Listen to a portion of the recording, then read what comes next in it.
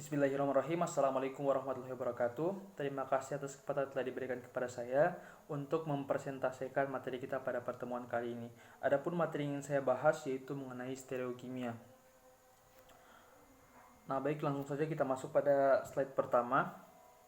Nah, jadi stereokimia ini merupakan salah satu faktor yang berperan penting terhadap aktivitas biologis obat dalam tubuh. Nah, jadi untuk berinteraksi dengan reseptor, molekul obat itu harus berikatan dengan reseptor, harus berikatan dengan permukaan reseptor.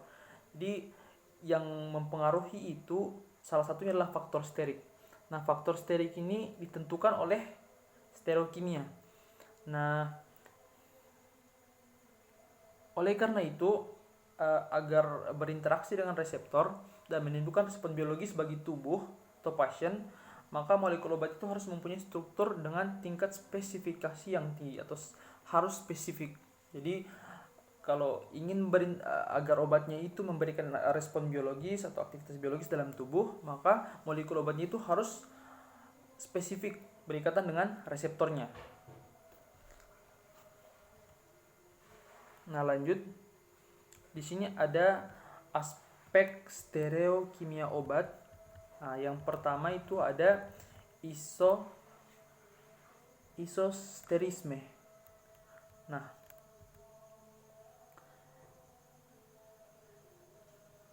jadi isosterisme ini menggambarkan seleksi dari bagian struktur yang karena karakterisasi sterik elektronik dan sifat kelarutannya memungkinkan untuk saling dipergantikan pada modifikasi struktur molekul obat. Jadi menurut Langmuir 1919, Langmuir ini mencoba mencari hubungan yang menjelaskan adanya persamaan adanya persamaan dalam si isosterisme ini. Nah, contoh dari isosterisme ini berdasarkan hasil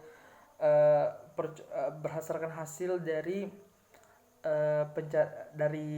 percobaan Langmuir. Maka contoh yang diberikan pada slide di sini yaitu molekul N2 dan CO masing-masing mempunyai total elektron sama dengan 14. Sama-sama tidak bermuatan, ditunjukkan sifat fisik yang relatif sama, seperti kekentalan, kerapatan, indeks refraksi, tetapan dielektrik, dan kelarutan. Hal ini begitu pula pada molekul-molekul seperti N2, N2O, CO2, dan lain sebagainya.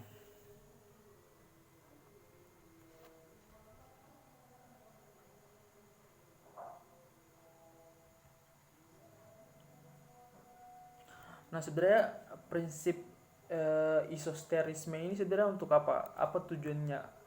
Jadi tujuan dari prinsip isosterisme ini digunakan untuk yang pertama itu untuk mengubah struktur senyawa.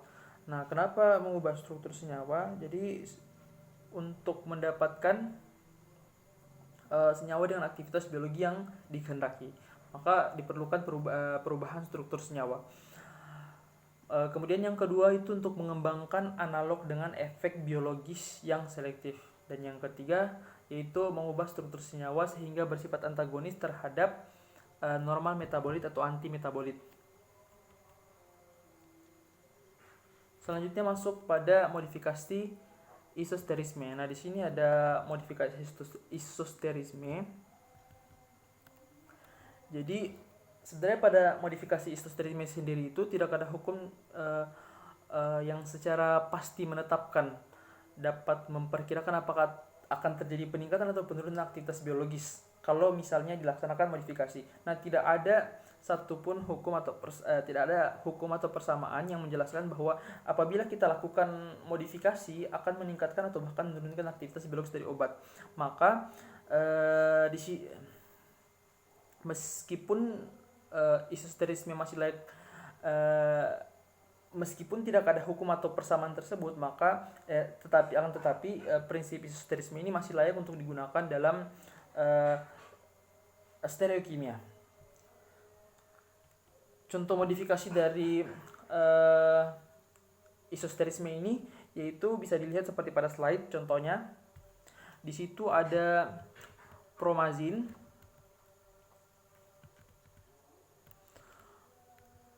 jadi promazin, gugus es pada promazin ini dan chlorproxen, suatu obat penekan sistem saraf pusat, bisa diganti dengan gugus etilen. Jadi bisa diganti dengan gugus etilen, menghasilkan imipramin. Jadi menghasilkan imipramin sebagai antidepresi. Jadi dia berhasil.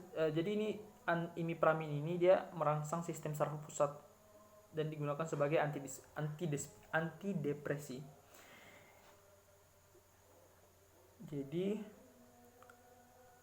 si gugus es pada promazin dan chlorproxen ini, gugus esnya akan digantikan oleh gugus etilen, kemudian menghasilkan imipramin dan amitriptyline.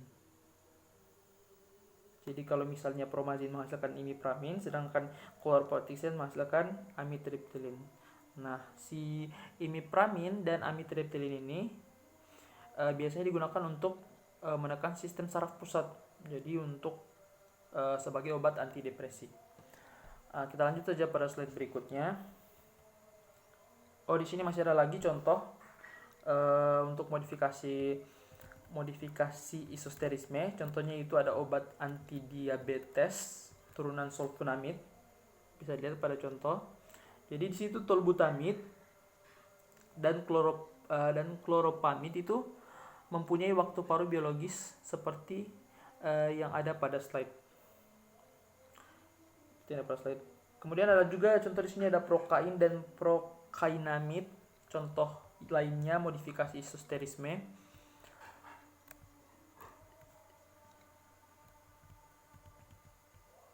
Jadi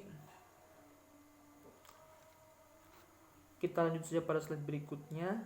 Nah, di sini ada isomer dan aktivitas biologis obat. Di sini ada terbagi menjadi 4. Yang pertama di sini ada isomer geometrik dan aktivitas biologis. Jadi sebenarnya apa itu isomer geometri? Jadi isomer geometri itu adalah isomer yang disebabkan karena adanya atom-atom atau gugus-gugus yang terikat secara langsung pada suatu ikatan rangkap atau dalam suatu sistem alisiklik. Jadi isomer geometrik ini juga biasa disebut dengan isomer cis trans. Nah, mungkin familiar di pendengaran kita mengenai isomer cis trans ini.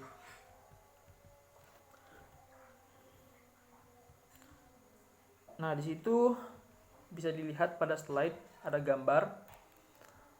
Jadi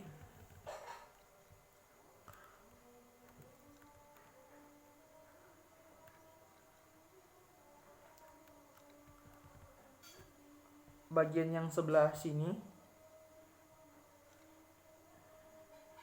gugus B dan C dalam bentuk isomer cis interaksi serasi. Jadi untuk yang ini bentuk isomer cisnya, sementara ini bentuk isomer transnya. Bentuk yang ini serasi, sementara ini kurang serasi. Baik, kita lanjut saja pada slide berikutnya. Kemudian yang kedua itu ada isomer konformasi dan aktivitas biologisnya. Nah, isomer konformasi itu adalah isomer yang terjadi karena adanya perbedaan pengaturan ruang dari atom-atom atau gugus-gugus dalam struktur molekul obat.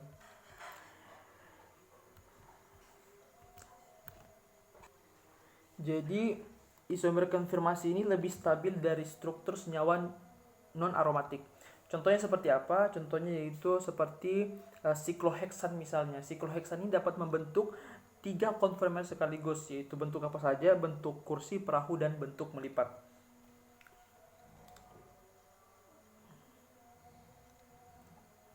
Baik, selanjutnya di situ ada yang ketiga diastereomer dan aktivitas biologisnya. Nah, diastereomer ini adalah isomer yang disebabkan oleh senyawa yang mempunyai 2 atau lebih pusat atom asimetrik, mempunyai gugus fungsional sama dan memberikan tipe reaksi yang sama pula. Jadi dia mempunyai gugus, intinya kalau isomer diastereomer ini dia mempunyai gugus yang sama dan memberikan tipe reaksi yang sama pula.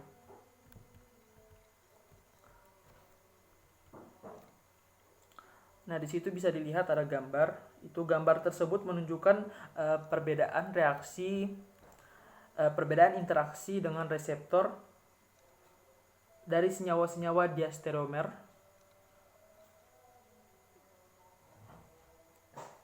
Bisa dilihat di situ. Untuk yang bagian sini, interaksi serasi aktivitas lebih besar. Sementara untuk yang ininya, interaksi kurang serasi, aktivitas kecil. Mungkin bisa dilihat untuk teman-teman yang lain pada slide. Kita lanjut pada slide berikutnya, yaitu yang terakhir, yakni isomer optik dan aktivitas biologis. Jadi isomer optik ini adalah isomer yang disebabkan oleh senyawa yang mempunyai atom C asimetrik. Jadi isomer optik ini mempunyai sifat fisika kimia yang sama, hanya berbeda pada kemampuan dalam memutar bidang cahaya terpolarisasi atau berbeda rotasi optiknya. Jadi menurut Beckett, perbedaan interaksi isomer optik dengan reseptor biologis diilustrasikan seperti pada gambar yang ada pada slide. Untuk sebelah sini interaksi serasi aktivitas lebih besar, dan untuk yang sebelah sini interaksi kurang serasi aktivitas lebih kecil. Nah, ini yang panjang ini adalah membran biologis, dianggap sebagai membran biologis. Ini isomer optiknya dan ini reseptornya. Kemudian contohnya yaitu log P plus sama dengan log P minus. Baik, saya kira itu saja materi yang dapat saya sampaikan mengenai stereokimia. Lebih dan kurangnya mohon dimaafkan. Saya akhiri dengan ucapan wabillahi taufiq wal hidayah. Wassalamualaikum warahmatullahi wabarakatuh.